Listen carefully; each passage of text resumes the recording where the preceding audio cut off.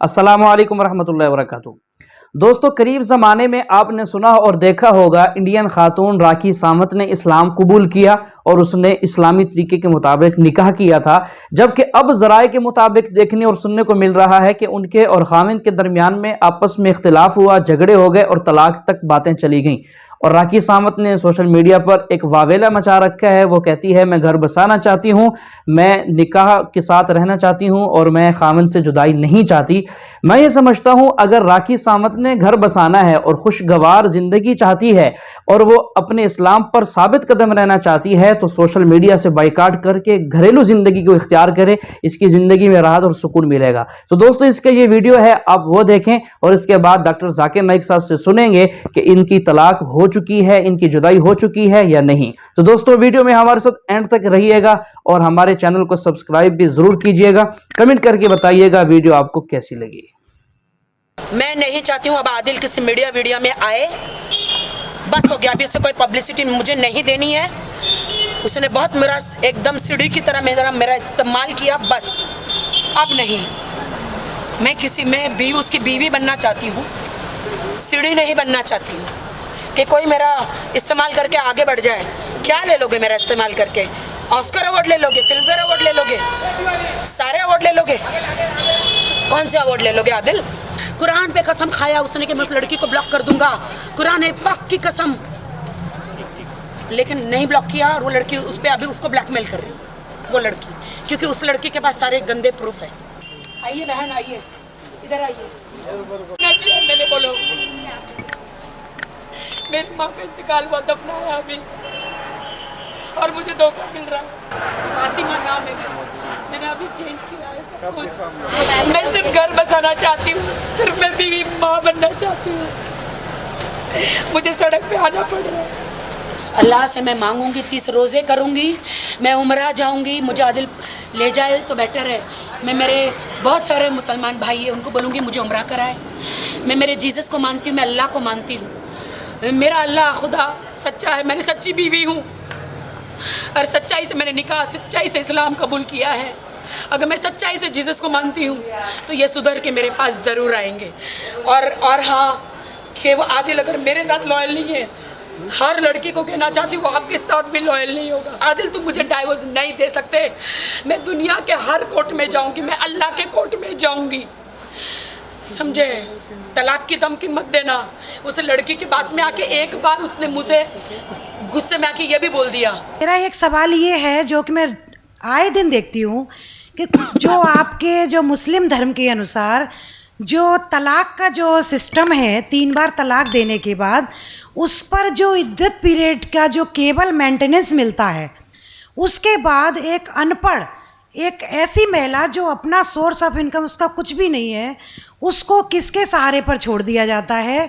हमारा धर्म जो मुस्लिम धर्म है उसमें कोई ऐसी व्यवस्था कर दी जाए जिससे कि ऐसी महिलाओं को जीवन जो आसानी से कट सके। Thank you. बहन ने एक बहुत अच्छा सवाल पूछा। उन्होंने ये कहा कि इस्लाम मज़हब में जब किसी का तलाक होता है तो बहुत से अनपढ़ ख़वातीन जिन्हें इल्म नहीं होता, उनको जीने के लिए कुछ पैसा नहीं होता, तो कुछ ऐसा मेंटेनेंस जिस तरीके से होना चाहिए कि नहीं। जो इसके मेन वजह है जो आज के माशरे में ये हो रहा है वो है कि इस्लाम का कम इल्म होने के वजह से ये चीज़ हो रही है। अगर हर इंसान इस्लाम मज़हब को सही तरीके से समझ सके तो मैं ये कहना चाहता हूँ कि जो हुकूक ख़वातीन के इस्लाम में है वो कोई भी मज़हब में नहीं, कोई भी सोसाइटी में नहीं है। पहला चीज़ ये कि हम देखते हैं कि हमारे हिंदुस्तान के कल्चर में आम तौर पे किसी की शादी होती है जब, तो अक्सर औरत मर्द को दहेज देती है, उसे कहते हैं डाउरी देती है आम तौर पे। और इस्लाम में उल्टा है। इस्लाम में अल्लाह ताला फरमाते हैं सूरह निसा में सूरह नंबर 4 आयत नंबर 4 में कि जब भी आप शादी करो तो अपनी होने वाले बीवी को एक गिफ्ट दो, तोहफा दो। हम जिसे कहते हैं महर निकाह होने के लिए फ़र्ज़ है। हमारे इस देश में आम तौर पे उल्टा होता है कि वो औरत ہونے والے مرد کو دہیج دیتی ہے. اور مارکیٹ کے اوپر ڈپینڈ ہوتا ہے. اگر وہ ڈاکٹر ہے تو مانگے گا 1 کروڑ روپیہ یا 10 لاکھ, ڈپینڈ کون سے علاقے سے آتا ہے. انجینئر ہے تو 5 لاکھ, گریجویٹ ہے تو 1 لاکھ, جیسے بھیڑ بکریوں کا بکتے ہیں. اور افسوس کی بات ہے کئی مسلمان بھی اس کو عمل کرتے ہیں, بالکل غلط ہے. اسلام میں دہیج لینا عورت سے زبردستی بالکل حرام ہے. الٹا ہونے والے شوہر کو مہر دینا چاہیے اور اپنے برابر کا مہر دینا چاہیے. لیکن افسوس کی بات ہے کہ دہیج لینا چھوڑیے, اگر ہنٹ بھی دینا, دہیج کو ہنٹ دینا کہ میرا بیٹا مرسڈیز کار میں گھومنا چاہتا ہے, ہنٹ دے رہے کہ اس کو دہیج میں مرسڈیز کار چاہیے. میرے بیٹے کو 4 بیڈ روم فلیٹ میں رہنے کی عادت ہے, انڈیکیشن, ہنٹ دے رہے کہ مجھے دہیج میں 4 بیڈ روم کا فلیٹ چاہیے. یہ بالکل اسلام میں حرام ہے. زبردستی مانگنا, اگر خوشی سے, اگر اس لڑکی کے والدین کچھ دینا چاہتے تو آپ لے سکتے خوشی سے. زبردستی آپ لے نہیں سکتے, نہ آپ اس کو ہنٹ دے سکتے کہ مجھے فلیٹ دو یا پیسہ دو. اسلام میں الٹا ہے. اسلام میں عورت کو مہر ملتا ہے شادی میں, اور مہر نکاح ہونے کے لیے فرض ہے. اور مہر یہ خود عورت بھی طے کر سکتی ہے کہ میں تم سے شادی کروں گی جب تک آپ مجھے 1 لاکھ روپیہ نہیں دیں گے. وہ الگ بات ہے کہ وہ غریب شوہر ہے, غریب آدمی بولے گا میں 1 لاکھ نہیں ہے, آپ کوئی دوسرے مرد کو ڈھونڈو, میں دوسری لڑکی کو ڈھونڈوں گا, یہ بھی جائز ہے. تو وہ لڑکی دوسرے شوہر کو ڈھونڈیں گی, ٹھیک ہے نا. لیکن وہ کہہ سکتی مجھے 1 لاکھ چاہیے, 5 لاکھ چاہیے, 10 لاکھ چاہیے, کچھ بھی کہہ سکتی ہے.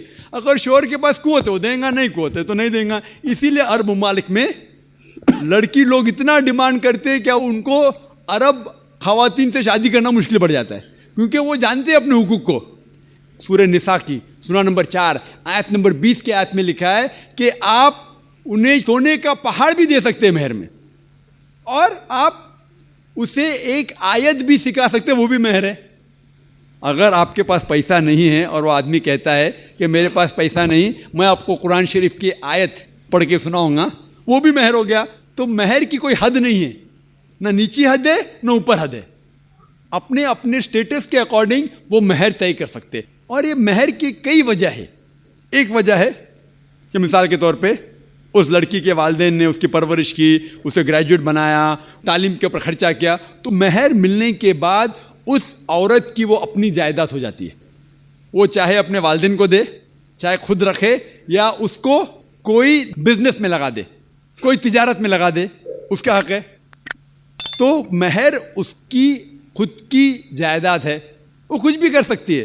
اور مہر کا کوئی فکسڈ اماؤنٹ نہیں ہے, چھوٹا بھی ہو سکتا ہے, بڑا بھی ہو سکتا ہے.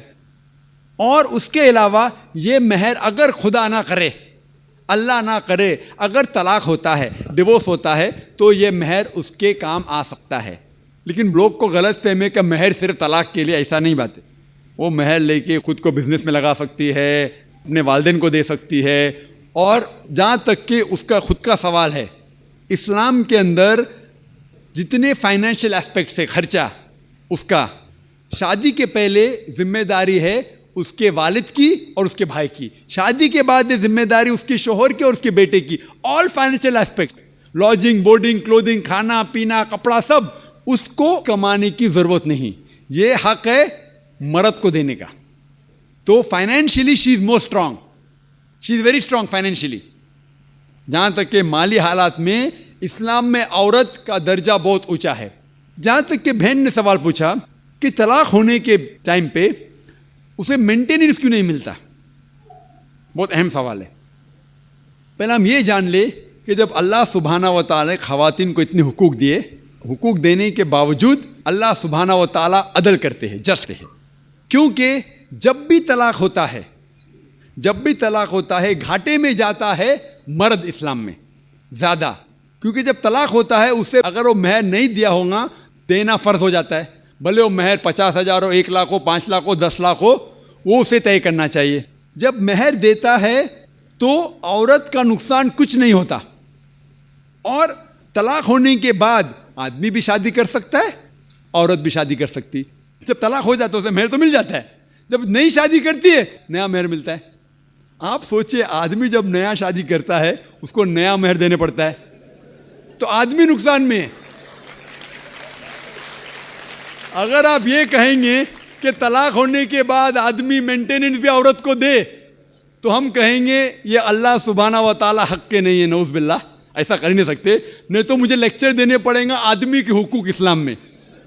میں اکثر تقریر کرتا ہوں عورتوں کے حقوق. لیکن جو لوگ اسلام کی بنیادی بات کو نہیں سمجھتے انہیں یہ غلط فہمی ہے کہ عورت کا نقصان ہو رہا ہے. عورت کا نقصان نہیں ہو رہا ہے.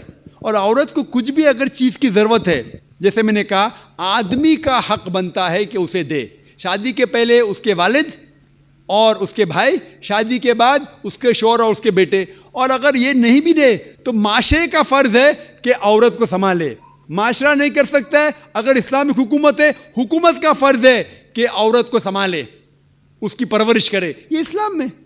لیکن اگر آپ اس کے بعد کہیں گے طلاق ہونے کے بعد آدمی اسے ہر مہینہ اور 1000 روپیہ دے، 5000 روپیہ دے، تو یہ آدمی پہ ظلم ہوئے گا.